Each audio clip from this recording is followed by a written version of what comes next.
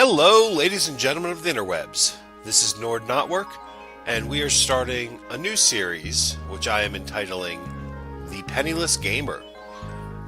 In this series, I will be reviewing some free-to-play Steam games, giving you my general impression of them, and letting you know whether or not it's worth checking them out. So, for today's episode, we are doing Dwarfs. Dwarves is a fun little Lemmings style game that is quite a bit more difficult than I initially assumed it was going to be. You have to fight goblins, mine resources, and generally try to keep your stupid little dwarves from killing themselves in the dumbest ways possible. I've done the tutorial, went through and learned the controls, so I'm going to make this a quick video.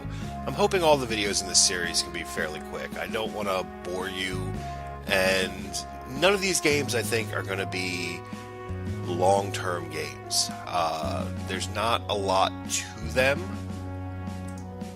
as far as watchability goes. They're fun to play, but there's not a lot to teach you about them. So we're going to run through pretty quick. I'm just going to pick a 30-minute game just so the time doesn't run out. But don't worry, this is not going to last 30 minutes. So, we start off, we have a digger dwarf and a warrior dwarf. You can tell the difference because the warrior guys are blue, the diggers are green. The warriors will stay in whatever little spawn area you start, unless you control them and tell them to go elsewhere. Now, we're going to make a couple of these guys right from the beginning, just to make sure our little town hall is protected.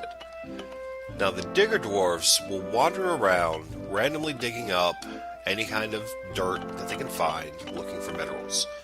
You can direct them by left-clicking with the mouse and drawing an arrow. So we don't want him to keep wandering back and forth there, so let's move him up this way. Now you can see the warrior dwarf also followed the arrow. So let's see if we can get rid of... So one thing I haven't really learned with this game yet is how to get rid of the arrows once they've been placed without kind of redrawing a new map for them. So we're about to enter a cave. Nothing in it. Okay. These caves, these little darkened areas, can either be full of riches or dangers. As dangers, they come in three different forms. We have water, which will drown your dwarfs. We have lava, which of course burns them alive. Let's tell it to recall these guys. We really don't want them. Get rid of that way. Oh well. They'll figure it out. Lava, which burns them alive, or goblins. Goblins are kind of a pain. They will run around and they hunt down your diggers and kill them as quickly as they can. The only way to really deal with them is having enough warrior dwarfs to kind of overwhelm them. Now, they're going to try and get to your town hall and blow it up. Your warrior dwarfs will protect the town hall, and once a goblin gets in range like that, they go nuts. They run up and they beat the crap out of them. You don't have to control these guys that much unless they start really wandering away from their designated area. The little goblins aren't so dangerous, but there is a secondary type called a goblin shaman. He is much, much bigger, and he will summon additional goblins to fight for him. Now, if you don't take him out, he will completely overrun your area. So, anytime you come across one of them in one of these little caves, you really need to respond quickly. Now, the way I'm controlling them with these arrows costs money. You can see every time I draw, it takes a little bit of gold. So you kind of have to be resource responsible. Don't draw the arrows longer than you need to. Don't draw more of them than you need to. Just keep in mind where they are. Now, if you draw an arrow into a bad cave that is full of water or lava, your dwarf will die. Don't worry. When he dies, you get another one. But it does release the lava or the water or the enemies. So you kind of have to be mindful of what your guys are doing at all times. You don't really want to let them cross paths too often, because the only way to stop the water or the lava from flowing is you have to solidify the earth around it and then sacrifice a dwarf to blow up each entrance into that area.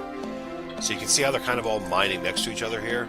That's not great, because if they ran into a big cave, you would have to blow up a huge line just to stop them all from dying. I'm trying to find... Yeah, let's see if there's one over here. I just want to show you what the water or the lava does.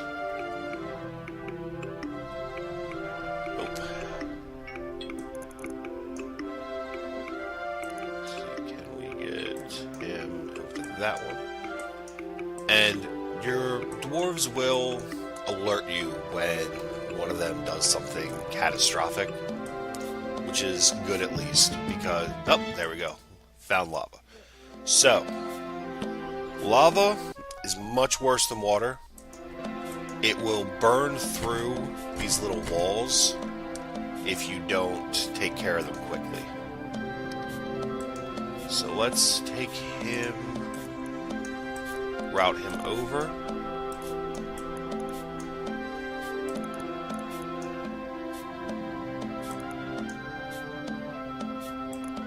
Hopefully we can get to this dynamite in time.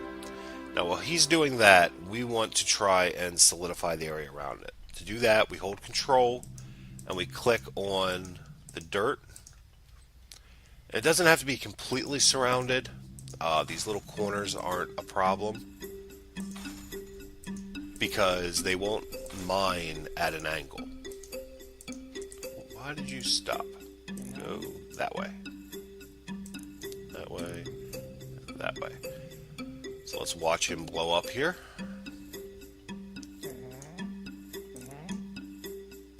And boom. So, now that he has sealed off the entrance, we can finish that. And you see how it glows white? It solidifies that area. Dwarves can no longer get in there. That lava is no longer a threat. Another treasure cave. So we're getting quite a bit of stuff. The water is similar to that, only it moves much faster.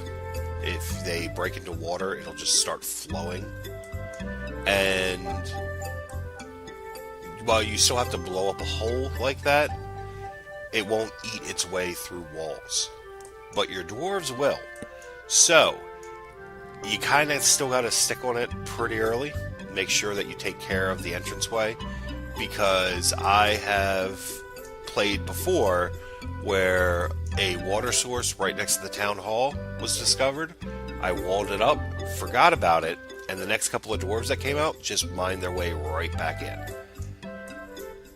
So, that's about it to this game.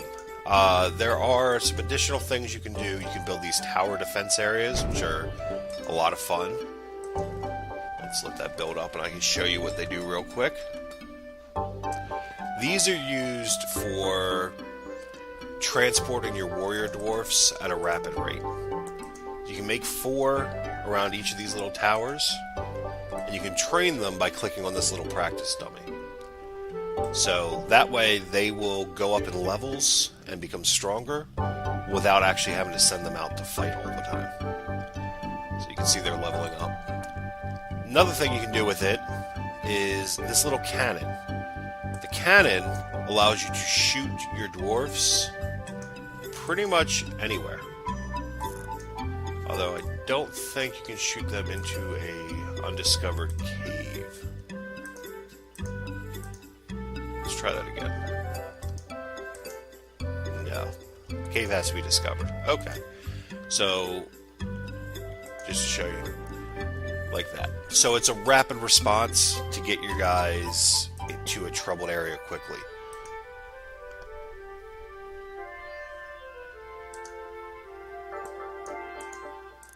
So I think that's it for the gameplay. So just to rate this real quick, this game has definitely been fairly enjoyable. There's not a whole lot of actual strategy to it, but I can see it having some replay value. So on a scale of Brianna of Tarth to Alison Brie, I'm going to give this a Katy Perry. No, not that one. The weird one where she looks like candy. Yeah, that one. Well, guys, I hope you enjoyed this segment of the Penniless Gamer playing Dwarfs. And hopefully you will come back next time. Until then, I'm knotwork. Bye.